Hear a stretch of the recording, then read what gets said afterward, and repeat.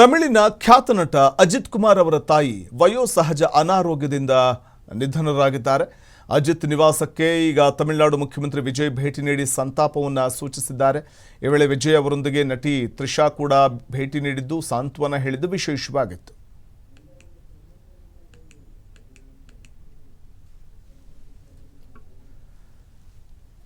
ಖ್ಯಾತ ನಟ super star Ajit Kumar ಅವರ ತಾಯಿ ನಿಧನ ಹೊಂದಿದ್ದಾರೆ.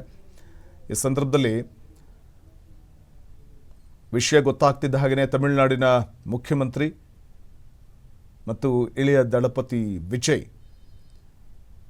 ಈ ವೇಳೆ ಅಜಿತ್ ಕುಮಾರ್ ನಿವಾಸಕ್ಕೆ ಆಗಮಿಸಿ ಅಜಿತ್ ಅವರಿಗೆ ಸಾಂತ್ವನವನ್ನು ಹೇಳಿದ್ದು, ಮೃತರ ಆತ್ಮಕ್ಕೆ ಭಗವಂತ ಶಾಂತಿಯನ್ನು ಸದ್ಗತಿಯನ್ನು ಕೊಡಲಿ ಅಂತ ಪ್ರಾರ್ಥನೆ ಮಾಡಿದ್ರು.